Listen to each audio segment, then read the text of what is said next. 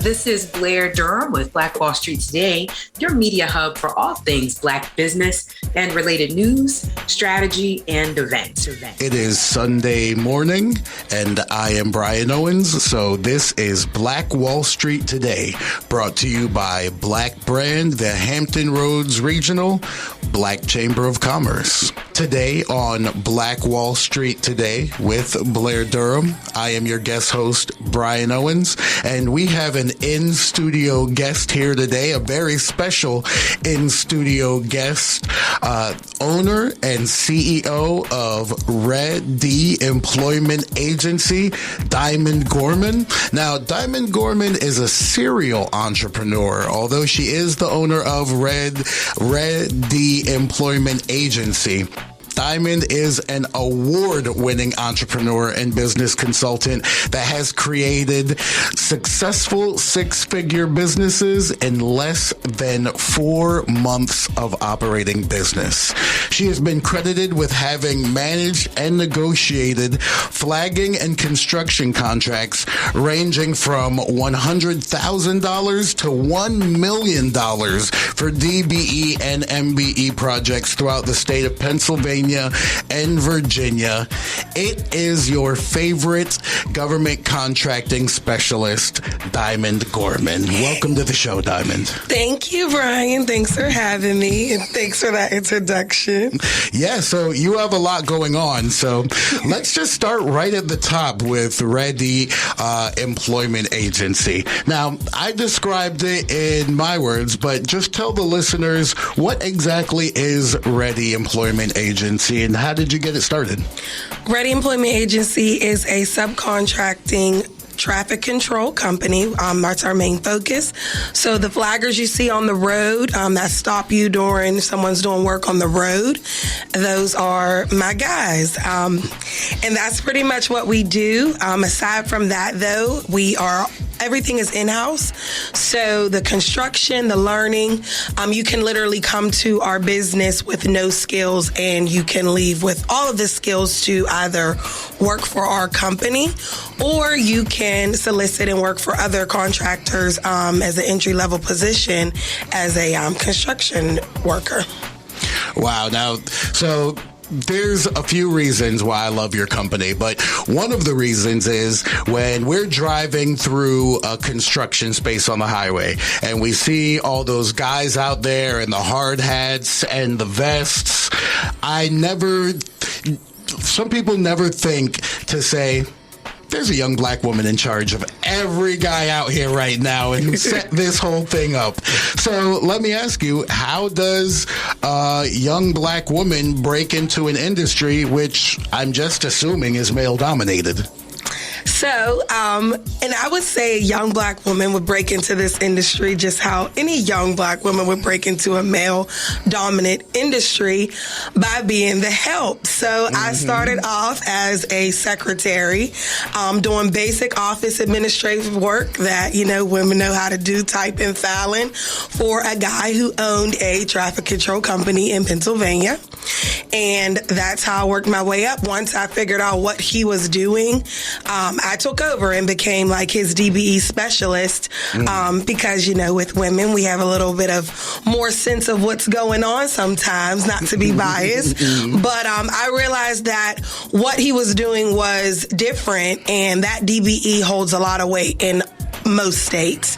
So once I figured out that we can use that brand, that DBE word, get your certifications on your business and excel and soar, I took over the company that way as just being, went from his administrative help to his administrative manager to his DBE bid processor. And then I moved here to Virginia in December of 2020 and decided I wanted to open my own, and I did in January of 2021, and we've been up ever since. I love that story. So you dropped a lot of gems right there in that explanation. The first gem that you dropped is you got to learn the business by simply working in the business, starting anywhere within the business, and you started doing administrative stuff. Whenever people ask me how to succeed in any given industry, my word of advice is go get a job in that field or go do some work for free to learn some information, exchange the work for information. So you just got started in the industry and was able to pick up the information around you. So you threw a lot of words out there that I'm sure the listeners are not going to be familiar with. So DBE certification. This is something that folks who are in business, especially in logistics or construction or anything dealing with vehicles, are familiar with. But for the folks who aren't familiar with that, let them know what DBE certification means and how it can benefit a company. So DBE stands for Disadvantaged Business Enterprise. So it is any business that is not owned by a white male, and that's anything under that. Women, black male, disability, disabled, military. There's a lot of different categories, but it is just basically anything that is not owned by a Caucasian male. Gotcha. And this certification is granted to folks through Virginia Department of Transportation? Yep, all states. So in Virginia, it would be the Virginia Department of Transportation. It is a free process to certify your business. It is a lengthy process, but once you're in, you're in. And then it is also a process in all 50 states. Gotcha. Now, Diamond, when you were a little girl, did you imagine, like, one day I'm going to grow up and I'm going to win government contracts? Was that the dream for young Diamond? Absolutely not. I say all the time, I love my business. I love what I'm able to do for the community with my business. But traffic control is a boy business. It's for boys. It's dirty. You can't look cute, and that's not me. But I love what I do. So no, that was not my thing. I went to school for music. So I wanted to, be a singer on stage. I did that for a little while. And then, like I said, I was helping out. So that's where I ended up. But the good thing about my business and what I love about it is the learning aspect of it, and just being able to help and cultivate the culture and just be able to provide jobs. That's always something that I've always wanted to do, is just to help the community and leave an imprint on whatever I'm able to do. So I love that. And you brought up something that's extremely personal and dear to my heart, which is providing jobs. A vast majority of Black-owned businesses are solopreneurs, one-person operation. A very small minority of Black-owned businesses are what we call employer firms that are offering employment to the community. Tell me what it means to you to be an employer firm, and how you actually are able to bring jobs to people. So I love it. And I believe if you do have a company where you are able to give jobs, you're doing your due diligence to the community and just to your livelihood, because people need jobs. That's how the world goes around. That's how we make our money. You don't understand until you start to hire people the importance of your position, of giving them their jobs. That's how they provide for their families. So I really love that. But you have to love it. You have to find joy in it, because being a solo entrepreneur, solo business is so much easier than having to be responsible for paying people, for managing people, supervising them, showing them what to do, and then also taking the responsibilities, because it is your business. So you have to be able to be that person that they fall back on when things go wrong. So, but I enjoy it. I really love it. I love one of my purposes of moving here to the Hampton Roads area is because I went to Norfolk State. I did my first 2 years at Norfolk State, and this was the first place that I've ever seen so many African Americans that were thriving and owning businesses. So I wanted to be a part of that. So when I moved here and I started my business, and I had the way that I worked my way up through my company that I was working for previously, I wanted to be able to provide the opportunity to other people, because it wasn't an easy task, but it was such an obtainable task that I wanted to be able to share that with everyone else. Now, you stated that your company, REA-D Employment, has opportunities for those without degrees, without certifications, without some of the hard provable skill sets coming in. So I know that there is someone out there listening who needs that opportunity or knows someone who needs that opportunity. So how can they connect with REA-D Employment for those employment opportunities? Yes, and it is peak season right now. It is construction and we need people. So anyone that is listening today, please, you can reach out to me two ways. You can contact me via phone, 412-287-6816. That is directly to me. And I will send you next steps on what to do to get employed with our company. Or you can visit our website at www.REA-D-employment.com. When you get to that landing page, it will say, are you looking for a job? Click there, and that will take you through the steps on what to do next. I'm very one-on-one personal, so reach out to me. That is your best option, and we'll get you started. I'll get you employed immediately, get you trained, get you out there. Okay, so I'm 23-year-old kid driving in a car. I'm listening to Hot 91 today and hearing this person named Diamond Gorman talk to me about employment opportunities, that I don't need certification or these hard skill sets in order to access this opportunity, right? What is Diamond Gorman going to have me doing? What is an opportunity for someone like me who doesn't have a lot of skill sets, but I really need a job right now? So we're going to go through a training. The training, good for you, only takes one day. And with that training, you would come in, get your flagger certifications. You would sit through a class with me. You would do book training, and then you would do actual hands-on training where you are actually out on the road learning how to set up signs and cones so you know what to do. And then after that, you would be eligible to then come on board with our team, making $16 an hour. We do have contracts all over the state of Virginia. We have both permanent, on-call, in-town and out-of-town jobs, depending on the need. And yeah, that's what you would be doing. And then once you, like I said, it is considered an entry-level position. So you can just get your feet wet with this job. I mean, if it is something that you love, great.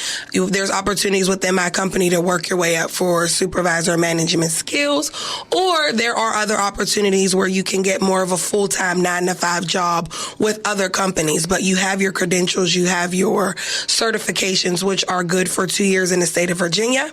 And you can take those certifications and work for whatever construction company that, would take your application, but you already have your certifications. And with being a flagger, with a lot of people do not know, yes, it is good to have your high school diploma. We always encouraging that. However, this is a skilled trade, so you do not necessarily need your high school diploma. If you have your GED or if you are working towards it, it is separate. You just have to be over the age of 18. Love that. So I really think this bears repeating that if I am looking for a job opportunity, even if I don't have certifications, even if I'm just coming home, I'm a returning citizen, then Diamond Gorman has an opportunity for me not only to have an employment opportunity, but also to gain skills and certifications that I can go forward and use out in the work world? Yes, you could go out and use them. I have a lot of people that work for my company. It is, I always say it's like a revolving door because it is a entry level position and it's subcontracting. So it is not your general 9-to-5 Monday through Friday type of thing. Granted, I'm always busy. We have the hours. However, you may, want to get into something that's more set for your schedule, for your family. So once you have those credentials, you can then go. I have a lot of my employees that no longer work for me that now work for the construction companies that I actually were subcontracting for. So they are now considered primes because they learned some more skills and now they're making buku money. They're making way more than I was paying them, which $16 an hour is a good amount of money to start off as entry level. But yeah. I have a guy who just checked back in with me a couple weeks ago, and he's now working for Titan Construction, which is one of my big prime contractors. And he's making like $42 an hour being a bricklayer. And he started off as a flagger. That is incredible. So, first of all, before we go any further, just thank you for what you're doing and providing jobs in the community, especially our community where it's really necessary, where people are looking for a way to break in and to have a long career that they can depend on. So, can you tell us what's new over at REA-D Employment right now? It seems like you have a lot of exciting opportunities. Yeah, so what's new at REA-D is we are actually in the process, and this is something I haven't announced, so you guys get to hear it first if you're listening. An exclusive. Yes, an exclusive. We are actually opening, is like one of our big things that, Brian had talked about is breaking barriers and helping our community. So we are actually opening a child care center. We're in the process of building a child care center that is dedicated to industrial workers. So that means if you are a construction worker or an industrial worker that has a job in that field, we all know that those jobs are not your general 9 to 5, getting off at a certain time every day. Sometimes you might get off at 7. Sometimes you might be called off because of rain. And childcare is a big need. And then we like to welcome more women into our industry or construction industry as well. So we will be opening our doors. Prayerfully, we will be opening our doors for the fall with REA-D Learning Center and Academy, which will be located right next to our flagging center. So it's an easy drop off to go work, drop your kids off, pick kids up, go work. That's incredible. And what an innovative idea to offer flexible health care to some of our hardest working laborers. That's an incredible, not only an incredible opportunity for them, but just incredible from an entrepreneurial perspective that while running a business, you saw another gap that existed and was able to create another business solution to step in the way of that gap and be a bridge for those who need it. Have you always had this entrepreneurial mindset, or did it develop over your adulthood? I've always been, I would say yes. I've always had this extra, I'm going to get it done, figure out the loopholes and get, jump to it type of mindset. I'm an only child, so I was always in my room doing something. But it has grown, and it's grown more of the opportunity of where I'm at. Once I moved here and I seen such a big opportunity for these small businesses to grow and how much help like Black Brand and all of these resources that are there, you just have to go and find them. It just motivated me more to keep it in our community and keep thriving and building up our community together. Absolutely. Now, I know you from the Black entrepreneurial ecosystem. There is an ecosystem of Black entrepreneurs that stay in contact with one another and develop a network. But within that Black entrepreneurial ecosystem, there are not a lot of Black companies that are tackling government contracting, using the government as a customer. Can you just tell everyone listening about the opportunity that exists in the world of government contracting in general? Government contracting is guaranteed money. So, and the government does not stop. The government has to make money for the world. So if you are ever, and it doesn't have to be, for me, example, it doesn't have to be something that you love to do. It can be something that you are just good at, or you have the skills.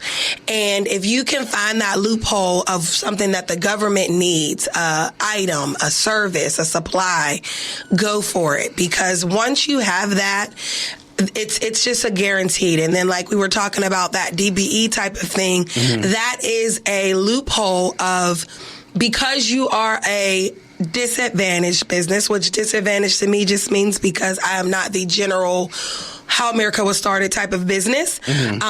They give you, there's a percentage, there's a guideline that they have to follow. So they have to give you that guaranteed money. So getting your foot in that door, like I said, it doesn't have to be a business that you love to do. You can always, I always tell all my entrepreneurs, anyone, even with my business consulting, find something that makes you money And then you can take that money and do things that you love to do after that. For example, with me, flagging is not my thing. Childcare and kids and developing younger children is my thing. That's what I went to school for. So once I got ready to the point where it's like, okay, now this is it. So I'm dear to what I'm doing. And that's not going to be government contracting. However, my business started off as government contracting. So get in government contracting, find something that you want to do working for the government because they got all the money. So you touched on something that I think is important for all of our listeners to hear, because often in the entrepreneurial ecosystem, we hear things like find what you're passionate about, find what you would do for free and do that forever, search deep into your soul and find what is the thing that drives you. But really, it doesn't always have to be that. It can just be find the thing that you have the skill set to execute on. If you're good enough to do it and you're comfortable with doing it repeatedly, then it doesn't have to be your absolute Michael Jordan slam dunk dream. It just has to be something that you can execute on. And if you provide value, then it can be a business. Yes, absolutely. And I say that a lot. And I mentor that a lot because running a business is hard. Owning a business is even harder. Having a successful running business is even harder. If you do something that's your passion and you have something that works for you that makes you a lot of money and it's your passion, great. That is wonderful. But it's very easy with running a business, there's so much that goes into it. It takes your passion away from you. It makes your passion not want to do it. I talk to so many entrepreneurs that, they love doing decor. And now they hate decor because it's not just you doing decor. You have to do decor for other people. Owning a business, you become a worker for other people, especially if you're providing a service. So yes, just do something that you are good at. Use those skills, use those credentials that you have and excel that way. And then your hobbies and things that you love, you can always save that for you. I'm very big on that. Even with my music, I am very big on that's for me. That's my safe haven. That's my getaway from the flagging world. Because you need an exit plan. You need to be able to keep a smile on your face and keep your head up high running a business and dealing with all the changes of a business. And then with this world right now, with the economy going up and down, you need something to separate yourself and get away. So yes, absolutely. And I love when I get to interview entrepreneurs who started out in music, because I feel like there's a myth that persists that it's like left brain and right brain. And some people have this very creative brain and they can create art and they can develop music. And some people have this other analytical brain and they can run businesses and they can be disciplined. And I believe that that's just a myth. I believe that if you can create, then you can create. And it's a similar skill set in creating a 16 and creating a business plan. Now, there are folks out there that are listening right now that are hearing you talk about the passions piece, how sometimes the business makes people lose their passion. And that's because it's going to be more than just your passion. If your passion is baking and you decide to get in the baking business, it's not just going to be baking 24 hours. You are going to have to develop a plan and talk to bankers and get into profit and loss and cash flow statement and create projections. So for the people who are out there who have a skill set or a passion, who are thinking about getting into business, but they're just thinking I'm not smart enough for all that. I'm not a spreadsheet person. I don't even know what a cash flow statement is. Business is not for me. What would you tell someone with those type of anxieties who are thinking they're just not smart enough or good enough to do this? Well, if you are listening, that means you are probably here in this area. Mm-hmm. So the first thing I would say, which is actually a learning thing for myself, something I wish I could have done, please get in touch with Black Brand. Do that first. need to talk to Blair. You need to talk to Brian. You need to get their contact information because they have the gems and the connect so that you don't have to worry about those things. They will help you through. That's first thing.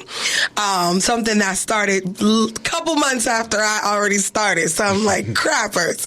But that's was my first thing. And my second thing is just to go back to be studious.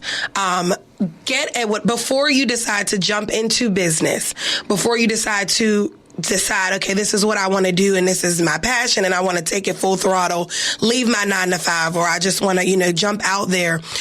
Be a student first. Get a job, maybe a part-time job, a couple days a week job with someone and try with a small business. Small businesses are going to give you the real ins of what goes on in running a small business. If you are a baker, I would not say go work for Food Line or Kroger's Bakery because they've already figured it out. Hundreds of years ago, there was a person that started that dream. Find your local baker, someone that you know, maybe a mentee, a mentor that has a bakery, and sit alongside of them so that you know what you're up against, and then make your decision, then decide. Because there's a lot that comes into it. Like you said, projections, profit and loss. Profit and loss just basically means some days you're going to profit, some days you're going to lose. You're not going to have the money. How do I float this? How do I go to my next step? Those are all important things. And back to what comes with passion, those are all things that take your passion away, So you have to be ready and willing to brainstorm. Also with owning a business, you have to be ready to in the creativity tip of it, I would say from me being a vocal performer, you got to be ready to switch.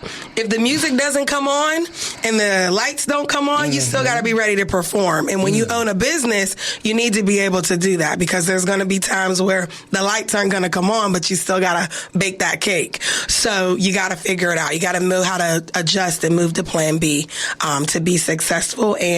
But yes, get in touch with Black Brand. That's your first step. If you have not, got your business into the cohort or don't know anything about the cohort program, please do, because I've watched businesses just excel. I had the pleasure of being a mentor, a consultant for one of the business here that when I got that business, I'm like, he's doing great. Like, he has a great business. I didn't really know what the need was, but hearing him talk and what he wanted to do, he needed to adjust and change. So that was great for him. So just seeing all the things that Black Brand is having to offer, that's my recommendation. That's awesome. Now, I want to restate how people can get in direct contact with you, because after hearing this interview, there are definitely going to be people who want to get in contact with you for employment opportunities. They're going to want to reach out to you. But I think after this interview, people are also going to want to pick your brain, your business mind about your journey in entrepreneurship. So just for the Hot 91 listening audience, how can they get in touch with Diamond Gorman about employment opportunities and maybe even business consulting opportunities? Yes. So to get in touch with me, we can reach me directly 3 ways. My phone number is 412-287-6816. You can find me on Facebook, Diamond Gorman. You can also find me on Instagram, Miss Diva Diamond. I do post pretty much everything that's going on a business aspect in my life. Or you can visit my website. It's www.REA-D employment.com. You can visit our website if you are looking for a job. You can visit our website if you are a prime contractor looking for us to provide flagging services for your company. You can look at our website for our beauty pageant that we are actually hosting April 2nd in Hampton. You can also, we have the REA-D Loft. The REA-D Loft is our event space that if you wanted to rent, it holds up to 40 people. You can rent that. And for our training center, and then be on the lookout for our child care center opening soon. Thank you so much, Diamond Gorman, for joining us on Black Wall Street today. I get to interview lots of cool entrepreneurs in our community, but by far, in my opinion, the most important entrepreneurs in this ecosystem are the ones that are working to provide jobs. And you do that. You change the landscape of your community. So thank you for that. And thank you for listening today on Hot 91 to Black Wall Street Today with Blair Durham. I am your guest host, Brian Owens. Stay with us online at Black Wall Street Today on Facebook and Black Wall Street Today on Instagram. And then follow us on Twitter as well at BWS Today. We look forward to talking again next week. Have a wonderful week. I have said and I will continue to say that the most important priority for the Black community is the Black community, not a particular political party. Phenomenal. Hey, yo, when I say black, you say Wall Street. Black Wall Street. When I say black, you say Wall Street. Black. When I say black, you say Wall Street. Black. When I say black, you say Wall Street. Black. Black Wall Street. Black Wall Street.